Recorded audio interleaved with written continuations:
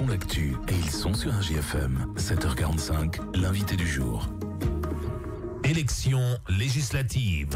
J-3 avant le premier tour des législatives dimanche. On continue ce matin notre tour d'horizon des candidats. Nous recevons Romain Lefebvre. Bonjour. Bonjour Damien. Merci d'être avec nous ce matin. Candidat de l'Union républicaine, Union de la droite et du centre, avec l'aval évidemment des Républicains dont vous étiez président dans le département de l'Allier il y a encore quelques mois, adjoint au sport à la ville de Montluçon, également chargé de mission au conseil régional. Je me trompe pas sur la présentation. C'est ça. Première campagne pour les législatives, quelles ont été les raisons finalement qui vous ont poussé à vous mobiliser pour cette campagne? En fait, tout s'est enchaîné très vite. Le président de la République qui décide le soir des élections européennes de dissoudre l'Assemblée.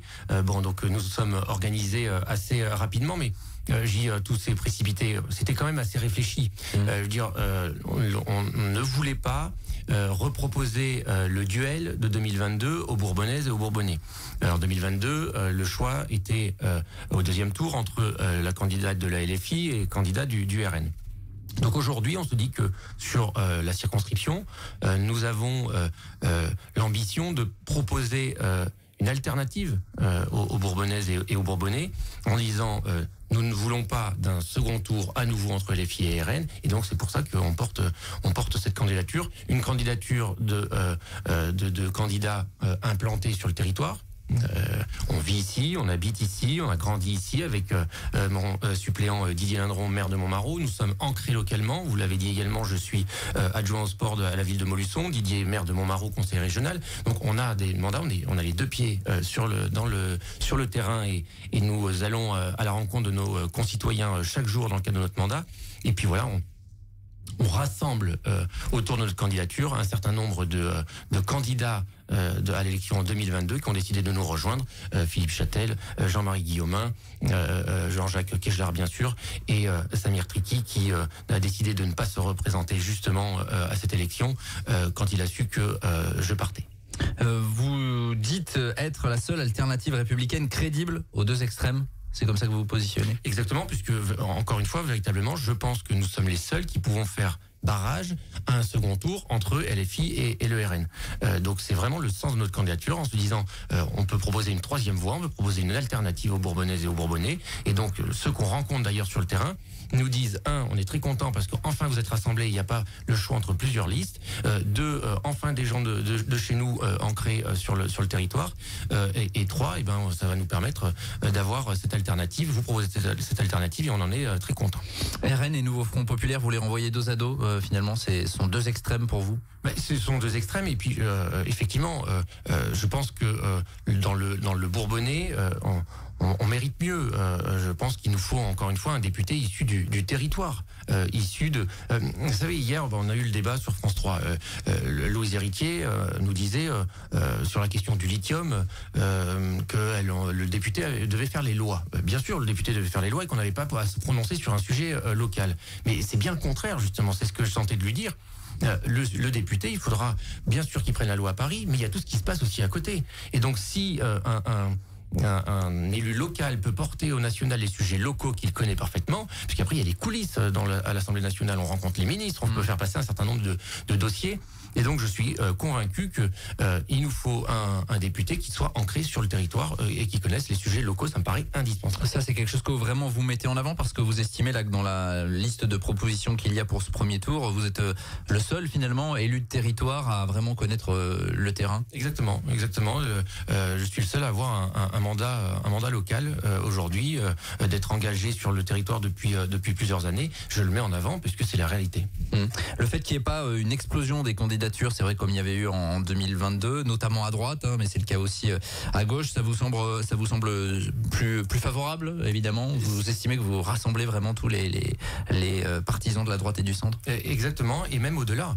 On rassemble au-delà. Moi, la volonté à travers cette candidature aussi, c'est vraiment de rassembler plus largement.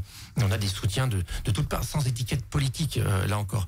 D'ailleurs, vous regarderez sur mes documents, on n'a pas mis un seul logo de parti politique. Alors, c'est pas une stratégie. C'est qu'à un moment donné, on s'est dit avec Didier, on ne va pas attendre Paris pour décider qui est candidat et qui n'est pas candidat. Vu le spectacle que Paris nous offrait, on s'est dit on va proposer nous-mêmes notre candidature du local parce que c'est nous-mêmes qui connaissons nos dossiers. dossiers. Donc on est parti véritablement sur une candidature de rassemblement avec, encore une fois, cette alternative aux deux extrêmes. On sait que c'était un peu compliqué pour les Républicains. Il n'y a pas volonté de dissimuler le fait que vous avez été adhérent, président des Républicains. Il n'y a pas de problème là-dessus. Et je le dis, je ne me cache pas derrière mon petit doigt. Je suis quelqu'un de droite. Voilà, c'est ce que mes parents m'ont transmis, c'est les valeurs que mes parents m'ont transmis. J'en suis très fier, je le revendique.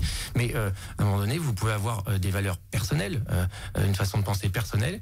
Et puis ensuite, de pouvoir les faire évoluer en fonction des rencontres que vous pouvez avoir, en fonction. C'est vraiment ce que je revendique aussi. Je suis quelqu'un de droite, mais sur cette candidature, on est sur une candidature locale de terrain, encore une fois, qui n'a rien à voir avec une étiquette politique. Venons-en au thème majeur de cette campagne pour vous, notamment la ruralité, avec Didier Lindron comme remplaçant suppléant. C'est évidemment quelque chose qui pèse. Vous le sentez quand vous allez sur les territoires. Il y a besoin de prendre en compte cette ruralité. Bien sûr, et je parlais tout à l'heure d'étiquette politique. Il faut quand même que, bien sûr, les Bourbonnaises et les Bourbonnais comprennent notre façon de penser et ce qu'on va défendre, dans quel sens on va défendre les dossiers.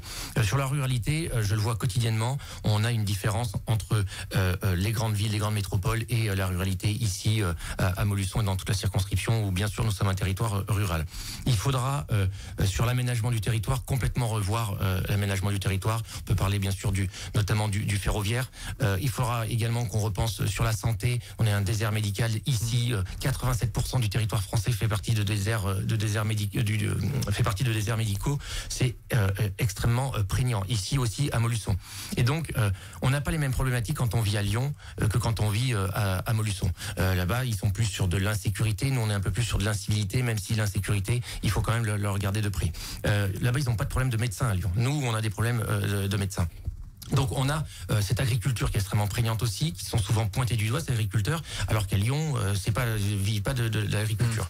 Donc c'est tous ces sujets qu'il va falloir prendre à bras le corps pour les défendre à Paris, défendre nos agriculteurs, défendre nos chasseurs, défendre nos pêcheurs, parce que ce sont des amoureux de la nature véritablement. C'est eux qui connaissent. J'étais l'autre jour pêcher avec l'UPB et le Carnac Club Bourbonnais. Ce sont encore une fois des amoureux de la nature. Ils nous expliquent beaucoup de choses sur la nature et je suis convaincu que c'est avec eux, parce que ça aussi c'est très important. Quand on prendra des lois, quand on votera des lois, il faudra consulter sur le territoire les acteurs locaux, les élus, pour savoir si une loi qui sera décidée à Paris sera bonne pour le territoire et sera applicable. Parce que souvent, je parlais d'agriculture, l'agriculture en Haute-Maurienne, dans la montagne là-bas, ici ou en Bretagne, n'est pas du tout la même agriculture. Donc il faudra vraiment s'en imprégner. Vous parliez de la santé, évidemment c'est une thématique majeure de cette campagne. Romain Lefebvre, député, ça donnerait quoi? Qu'est-ce qu'il voterait? Dans quel sens il irait pour que la situation s'améliore dans ce domaine? Alors sur la santé, je vous disais, le désert médical, on a véritablement ouvert, et c'est très bien, je m'en réjouis, le numerus clausus pour devenir le numerus apertus. Donc quelle est la différence? On a beaucoup plus de médecins, d'étudiants en faculté de médecine. Sauf qu'il faut aller plus loin aujourd'hui. Et c'est ce que je dis, il faut qu'on votera les lois qui iront dans le bon sens. Et c'est-à-dire que il faudra qu'on donne plus de moyens aux facultés pour pouvoir accueillir beaucoup plus d'étudiants. Il faudra aussi qu'on revoie avec les écoles d'infirmières pour que peut-être on puisse décharger, et ça aussi c'est véritablement ce que nous proposons, décharger le médecin. Le médecin, il faut qu'il soigne. Il n'est pas là pour remplir de la paperasse administrative, et puis peut-être le décharger sur un certain nombre de choses, comme par exemple le renouvellement d'ordonnances, ou peut-être des infirmiers pourraient éventuellement le faire. Donc c'est tout ça à travailler, avec également le développement de la télémédecine, qui est pas la solution, c'est juste complémentaire, et il faudra peut-être qu'on puisse le développer. Ça peut être aussi pour du renouvellement d'ordonnances sur de la télémédecine. Vous voyez, tout ça, il faut qu'on libère le médecin et qu'on puisse véritablement le faire travailler sur ce qu'il connaît le mieux, c'est-à-dire la médecine. Sur la question du pouvoir d'achat, là aussi il y a des propositions que vous mettez en avant. Le pouvoir d'achat, je pense qu'il faudra absolument qu'on reparte de la base, c'est-à-dire de la valeur travail. L'activité devra toujours payer plus, rapporter plus que l'inactivité. Je parle bien d'inactivité, je veux pas, encore une fois, fracturer la France un peu plus et pointer du doigt ceux qui sont inactifs. Ceux qui sont inactifs, c'est parce que peut-être ils ont perdu leur travail, parce que l'entreprise a fermé, parce qu'ils sont en situation délicate au niveau de la santé. Donc cela, il faut les accompagner. Ça s'appelle la solidarité. Donc il n'y a pas de difficulté avec cela. Sauf que à un moment donné, il faudra encourager et inciter un peu plus les personnes qui n'ont plus de travail à en retrouver. Donc ça veut dire qu'il faudra les accompagner. Mais sur la valeur travail, je pense que il faut vraiment qu'on reparte sur cette base-là et qu'on augmente les salaires en diminuant les cotisations sociales salariale pour ceux qui touchent moins de 4200 €, ça veut dire à peu près 3 fois le SMIC. Donc il faudra vraiment éviter, c'est très bien les primes Macron, mais ça dure qu'un temps si vous laissez des chèques en plus en blanc, qu'il faudra éviter, qu'il faudra continuer maintenir, puisque ça permet d'avoir un peu d'air pour un certain nombre de Français, mais il faudra de manière plus pérenne augmenter ces salaires pour pouvoir retrouver du pouvoir d'achat. J'en suis convaincu. On n'est pas à proposer un SMIC à 1600 €, puisque 150 milliards de budget en 2 ans avec 3000 milliards de déficit actuel, ça paraît compliqué. Il nous reste 1 minute pour évoquer la réforme des retraites qui s'est réinvitée dans ce débat parce que certains envisagent de revenir sur la réforme qui avait fait tant parler. Si vous êtes élu député, quelle sera votre position là-dessus? Alors je pense qu'effectivement il y en a un certain nombre qui avaient prévu de revenir, qui commencent à se dire attendez, on va peut-être faire des audits, on va peut-être voir un peu comment ça se passe. Bon, moi je dis qu'à un moment donné, nous vivons aussi de plus en plus longtemps. Donc il faut, on ne reviendra pas dessus. Pour être très clair, il ne faudra pas revenir dessus. Il faudra peut-être revoir à partir du moment où on a peut-être des carrières longues, où on a peut-être au niveau de la pénibilité, mais je pense qu'il ne faudra pas qu'on travaille dessus. Si jamais on revient dessus, ça veut dire qu'il va y avoir de plus en plus de retraités. Qui est-ce qui va payer? C'est les actifs encore.